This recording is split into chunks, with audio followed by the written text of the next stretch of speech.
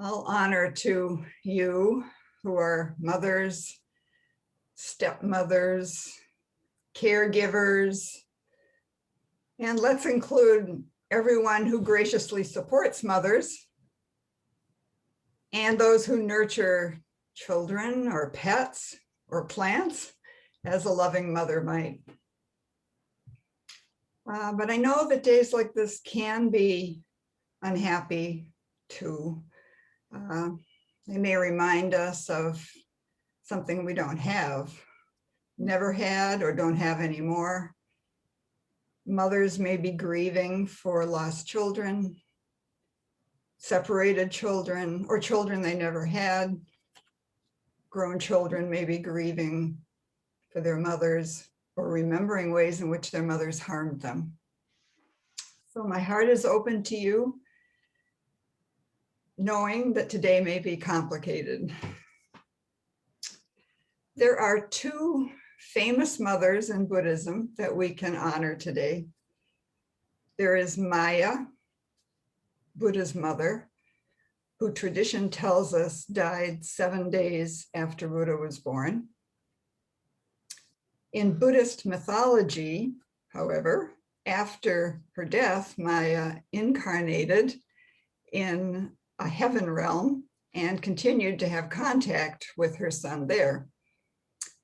Maya is also one of the spiritual benefactors that the pilgrim Sudana visits on his journey in search of enlightenment in the final book of the Avatamsaka Flower Ornament Sutra. The other mother is Mahapajapati, Buddha's stepmother and maternal aunt, who raised him along with her other children while she was married to Buddha's father, King Suddhodana. Later, after the king died, Mahapajapati went to the Buddha and requested ordination, but he was not in favor of women joining the Sangha.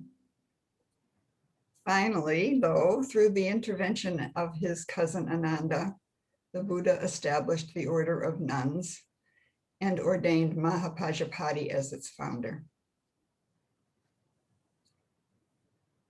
In Tibetan Buddhism, there is a teaching that all beings have been our mothers at one point in the cycle of birth. Therefore, we can look upon everyone as our mother and express kindness, respect, and gratitude to them. There's also the inverse of that teaching. We can look upon all beings as if they are our own children.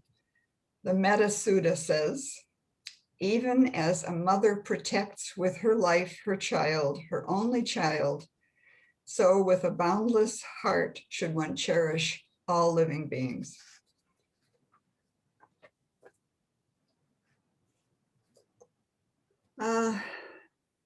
Anyway, as today is Mother's Day, knowing that, anticipating that, it seemed a good opportunity for me to study some ways that the role of mother shows up in the teachings that we draw on in Zen. And I'm not sure if this is partly a research report or a Dharma talk, but there's some things that I wanted to think about. And so here we are. And the title of my talk today is Three Spiritual Mothers: Mystic, Primal, Inner. From India, we have the mystic mother, Prajnaparamita, or Prajnaparamita. Buddha's mother, Maya, was named in the Hindu tradition, where Maya is the creative principle that creates a universe of multiple forms, which then conceal the inherent unity of absolute being. So they conceal that. And I think that's a pretty odd name for a baby girl. There's probably a story that we don't know about that. In Buddhism, the veil of Maya similarly represents ignorance, avidya, that obscures our essential nature and creates the subject-object delusion that I exist here and everything else is out there separate from me. Unveiling, then, is an event that takes over one's usual ego-based, self-centered perception and displays life in a way that changes your understanding of how things are. Spiritual insight, that's the source of wisdom, prajna. Prajnaparamita is the perfect or the transcendent wisdom that completely frees our minds from the delusion of separateness. It reveals the original nature of life to be a boundless expanse of openness and transparency.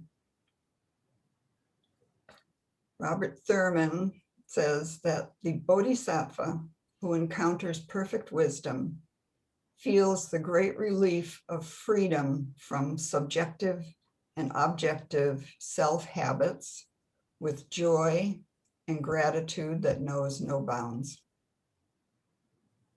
That experience is often spoken of as birth, the start of a new life. This is the perfect wisdom that's the subject of the vast writings of the Prajnaparamita Sutras, the Perfection of Wisdom Sutras, including the Heart Sutra that we chant so often. The Prajnaparamita Sutras generally express the emptiness teaching of Mahayana Buddhism, which emerged in India beginning about 400 years after the Buddha's lifetime. In his book, Mother of the Buddhas, Meditation on the Prajnaparamita Sutra, Les Hickson suggests that Mahayana arose from reimagining Buddhism as more than a monastic or individual practice for renunciates. It developed as a social gospel of love and compassion based on an understanding of emptiness as the truth that all things lacked a fixed identity. Lacking an unchanging essence didn't mean that things didn't exist. It meant that their existence was thoroughly relative. And because all beings are relative, there is no limit to their being creatively reshaped by enlightened love. The Prajnaparamita Sutra in 8,000 lines.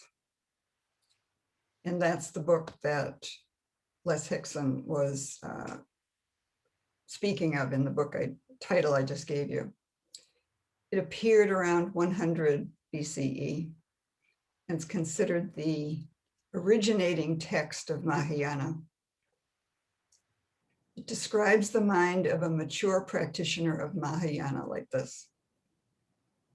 The Bodhisattva will always maintain a motherly mind, consecrated to the constant protection, education, and maturing of conscious beings, inviting and guiding them along the path of all-embracing love. It's quite a job description. Buddhas are figuratively born from the transcendent experience of realizing Prajnaparamita. So it follows that given that they are born, the perfection of wisdom is their mother. That's how the perfection of transcendent wisdom came to be known as the mother of all Buddhas. Next came personifying it as the goddess Prajnaparamita, who is also known as the mother of Buddhas. She is the ideal mother who observes all sentient beings without making distinctions, protects them, and supports them equally with love and compassion. And since she gives birth to new life, bodhisattvas seek to be changed by her and receive a new enlightened life from her. The tone of the Prajnaparamita Sutra in 8,000 lines is of an exuberant celebration and gratitude for this mother's help and support. I thought you might enjoy a taste of this mother of Buddhas. So I'm going to read my abridged version of the mystic hymn to the wisdom mother from Hickson's book. And this is a conversation mostly by Shariputra. So Shariputra starts, he's speaking to Buddha. This perfection of wisdom, O radiant Lord, is none other than the total awakenedness, which is omniscience. Lord Buddha says, so it is, noble Shariputra, precisely as you say. Shariputra says, the perfection of wisdom shines forth as a sublime light, O Buddha nature. I sing this spontaneous hymn of lights to praise Mother Prajnaparamita. She is an ever-flowing fountain of incomparable light. She leads living beings into her clear light from the blindness and obscurity caused by partial and distorted views of reality. In her alone can we find true refuge. She dissipates entirely the mental gloom of delusion. Mother Prajnaparamita is total awakenedness. She is known as the Great Mother by those spiritually mature beings who dedicate their mind streams to the liberation and full enlightenment of all lives. She is not marked by fundamental characteristics. This absence of characteristics is her transcendent, mystic motherhood, the radiant blackness of her womb. She is the universal benefactress who presents the miraculous gem which generates the power of a Buddha to elevate living beings into the consciousness of their innate Buddha nature. She is the clear knowledge of the open and transparent mode of being shared by all relative structures and events.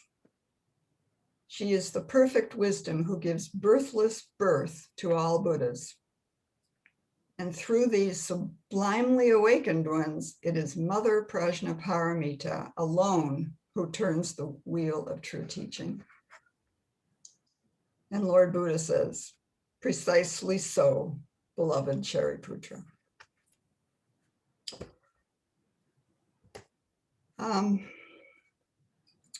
So references to wombs and birthless births take us to another book that I read.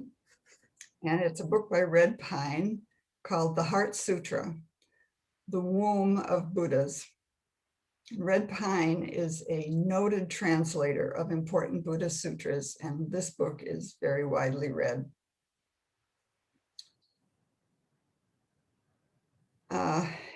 As you are familiar with, the Heart Sutra is a short Perfection of Wisdom Sutra that has something unusual at the end of it. Unusual in the sense that it's not common for a Perfection of Wisdom Sutra to have a mantra. Some people analyze the words of the mantra, gate, gate, paragate, parasamgate, bodhisva. And they see in the words a succinct expression of the entire meaning of the Heart Sutra. And others see it as a magically protective invocation. Red Pine's point of view is that the function of this mantra is to go beyond language and the categorization in which language imprisons us, He says, mantras are the creation of beings in touch with the underlying vibrations of the mind and the sounds that unlock its power through sympathetic harmonics. He says that a mantra is like a magic lamp, which itself is often cast in the shape of a womb. If you rub it correctly, its resident genie will appear. The resident genie of this mantra is Prajnaparamita, the goddess of wisdom. But instead of bringing forth a genie, as other mantras are intended to do, this mantra draws us inside, where we become the genie. Chanting this mantra thus creates the womb from which we are reborn as Buddhas. Red Pine suggests that the teaching of Prajnaparamita has long been known as the mother of Buddhas, because Buddhas become Buddhas as a result of their ability to penetrate and be transformed by this teaching. The Heart Sutra must then be Prajnaparamita's womb, with our conception and subsequent birth as Buddhas made possible by the mantra at the end of the sutra. So this is Red Pine's take on the Heart Sutra. And I wonder what you think of it. For me, the aspiration to know and live life with wisdom put me on a spiritual path. I came to Buddhism when I was pregnant with my first child, and with the deep acknowledgement that I needed to be a better person to be the mother of my child. I had a kind of out-of-body experience immediately after his birth, which became part of my experience of motherhood, although I didn't understand it. I find, in general, the wisdom teachings on openness and transparency, non-separateness, relief from delusion, and all-embracing love very meaningful and inspiring. And I will always enjoy the words and the vibrational effect of chanting the Heart Sutra. But overall, this metaphor of mystic motherhood does not feel relevant to me as a woman. So I'd like to hear later, I'd like to hear if you have any thoughts about that. But anyway, onward to China, where I feel much more at home.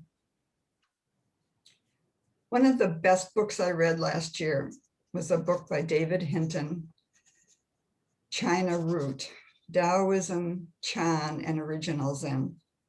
Tim Burkett is currently leading a study group on this really fascinating book. So I'm going to say something about this book in a nutshell. It's a little bit hard for me to do this, but if you object to it later, you can correct me. Hinton examines the way Taoist ontology, so ontology is the study of the nature of being, and Taoist cosmology, and that's the origin and development of the universe. So these are things in Buddhism we talk about a lot, ontology and cosmology. And I have to confess that many times when I see these words, I forget what they mean and I have to look them up, but they show up over and over again. And they provide a conceptual framework that shapes them. And I agree with that, because from having edited Katagiri Roshi's teachings, a lot of what I read in this book echoes directly what Katagiri Roshi was teaching, in different words in general. So Tao is the central concept of Taoism, first recorded in the I Ching, sometime before 1000 BCE, and poetically expressed by the great Taoist sage Lao Tzu in the Tao Te Ching in about the 6th century BCE.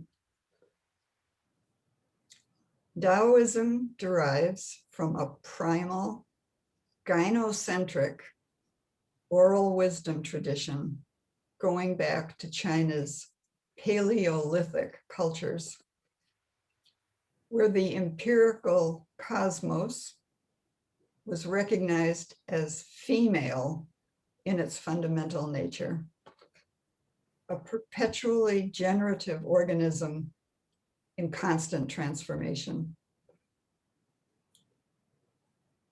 You're probably familiar, many of you I'm sure are familiar with the Tao Te Ching, but I thought I'd just read the first chapter for this occasion. The Tao that can be described is not the eternal Tao. The name that can be spoken is not the eternal name. The nameless is the boundary of heaven and earth. The named is the mother of creation. Freed from desire, you can see the hidden mystery. By having desire, you can only see what is visibly real.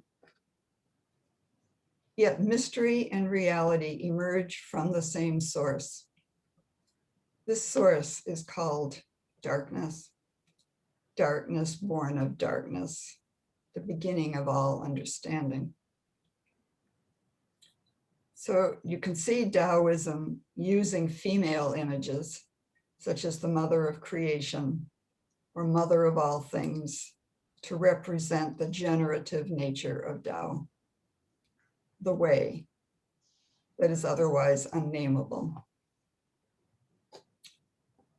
Hinton says that Lao Tzu uses the term Tao to describe the cosmos or universe as a single living tissue, a gossamer presence that is barely there, and yet inexplicably generative in its very nature. Tao is not a thing, but the source of a process that produces the material cosmos, a pathway by which things come into existence, evolve through their lives, and then go out of existence, only to be transformed and reemerge in a new form. And this is what we know as the Buddha way. Tao is present in the deepest and unnameable level of being, where the distinction between absence and presence arises. Absence is the empirical cosmos seen as a single generative tissue, a formless void from which this ever-changing realm of presence perpetually emerges. There is no metaphysical womb here from which things emerge. The tissue itself becomes things through the working of Tao. I think that statement, the tissue itself becomes things through the working of Tao, is something that you can kind of hang your hat on to try to understand how this process is working. Presence is the cosmos seen as that single generative tissue, lively and in motion, shaping itself into the individual forms that we see, following inner patterns of intentionality, desire, or intelligence that we might call universal mind, Buddha mind, or one mind. Those patterns shape the chi energy pulsing through the cosmos as the forces of yin and yang, according to what we might call interdependent co-origination. Life is constantly burgeoning forth and shaping itself into the material world. So going back to the Heart Sutra, absence is virtually synonymous with emptiness if we understand emptiness as the absence of particular forms, as in no thingness or formlessness. Then absence is emptiness and presence is form. Absence is all existence seen as one undifferentiated tissue, and presence is that same tissue seen in its differentiated forms.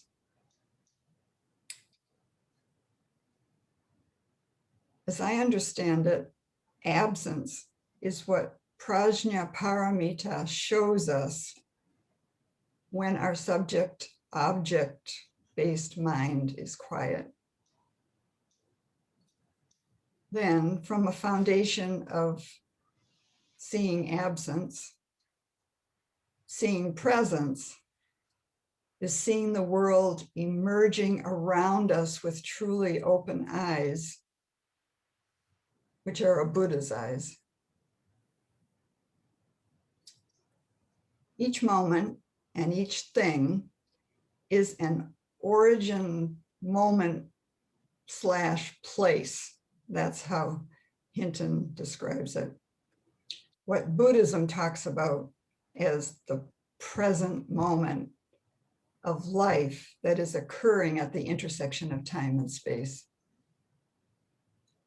In terms of Zen practice, we are learning to be present and aware of ourselves as existing within this dynamic process so that we can live our lives as they truly are.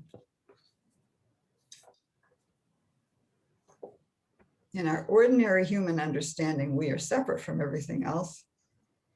Zen practice restores us to belonging to the whole process, where we are being created by the primal mother of the cosmos.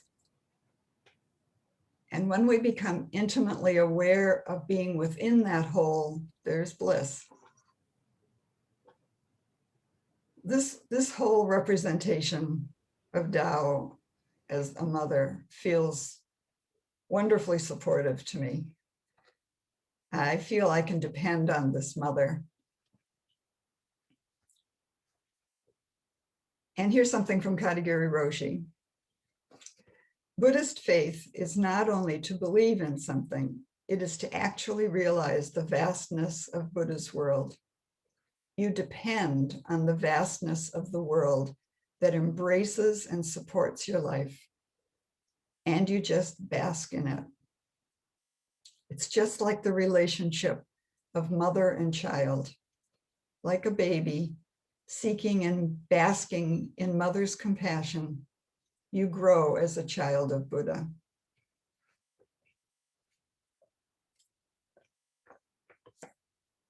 The third mother that I've been thinking about is of our own time and place.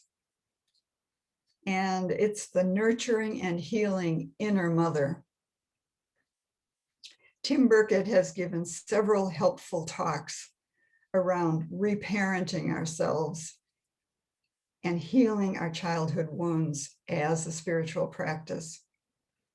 And Thich Nhat Hanh wrote a book called Reconciliation, Healing the Inner Child.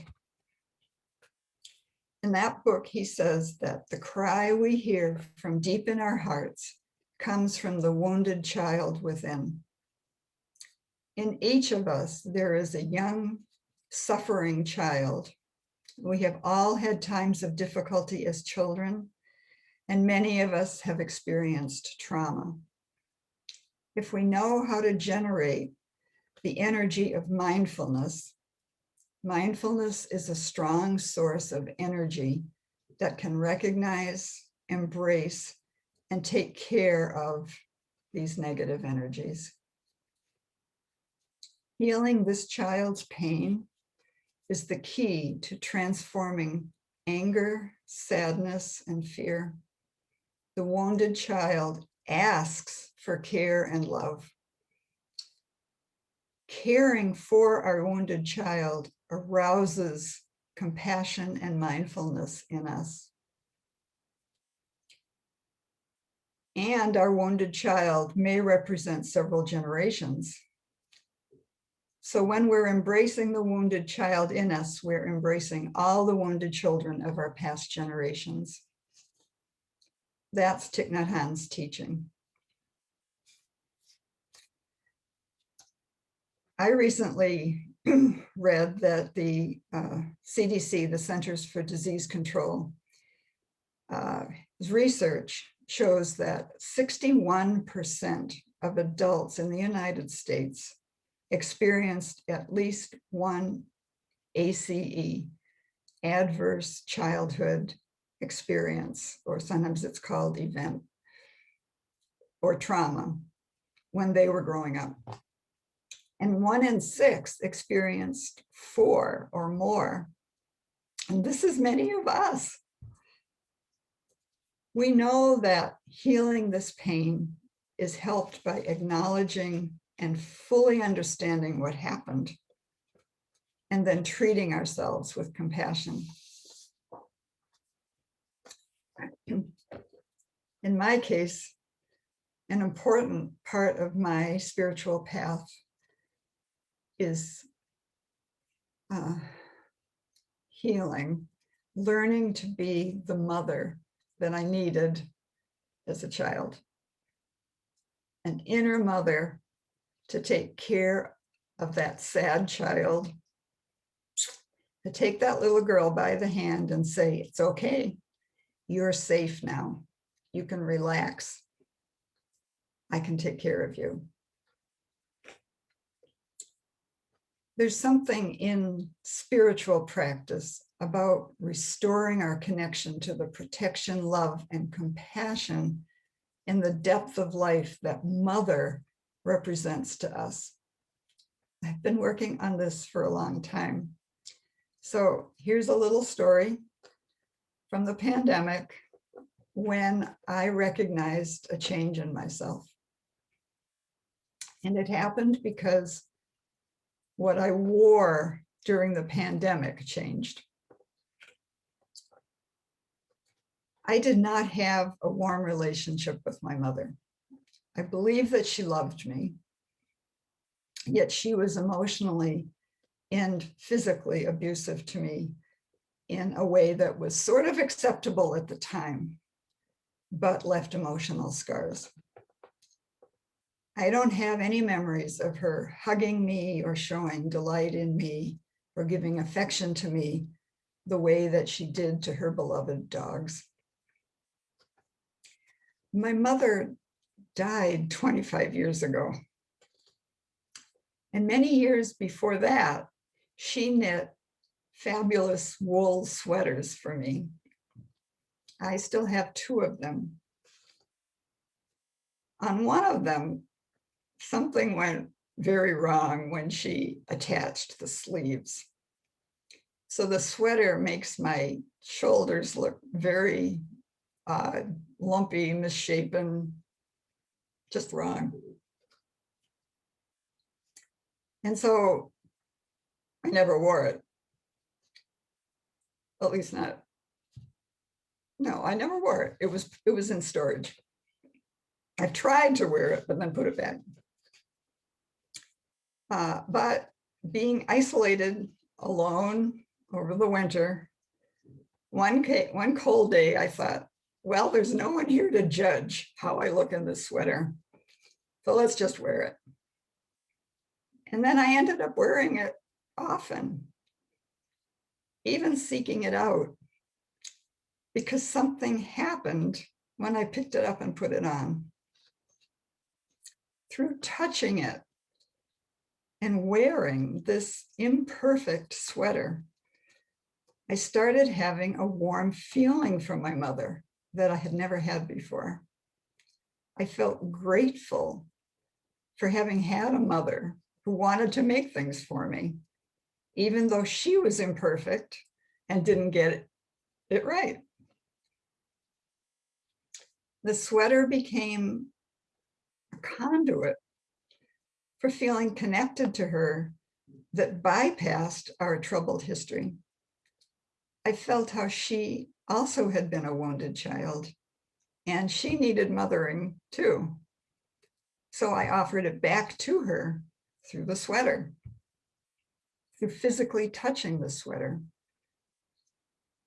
For me, having this experience of connecting with my mother on a deeper level is an incredible relief. And it feels like the fruit of spiritual practice.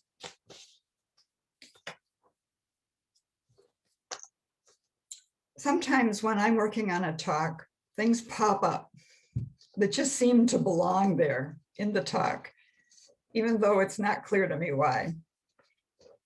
This time, it was a Facebook posting by Kate Dicamillo. Dicamillo is a beloved, best-selling, and award-winning children's book author who happens to live in Minneapolis, not far from Zen Center, as I understand it. She keeps the place private.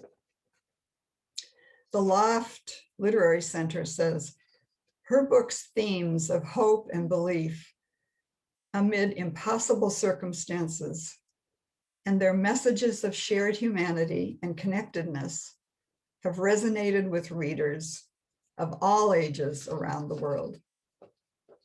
So here's what Dicamillo wrote on Facebook on April 28th. She says, I was thinking the other day of a Facebook post I did a few years ago about autographing a young boy's book. The kid was leaning up against me as I signed. His mother said, "Stop leaning on her." And the boy looked up at his mother and said, "It's okay, Mom. She knows me." I was so moved. This is still Dicamillo's voice. I was so moved by the notion that we knew each other because of the stories I had written, the stories he had read.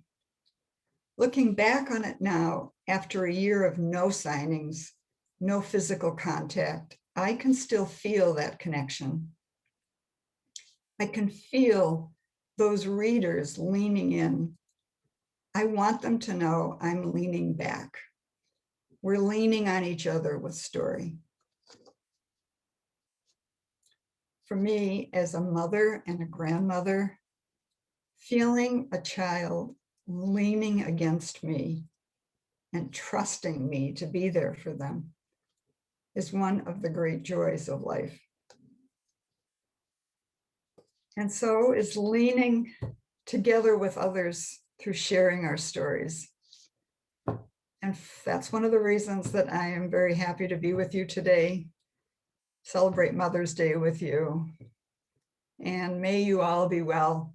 Thank you so much.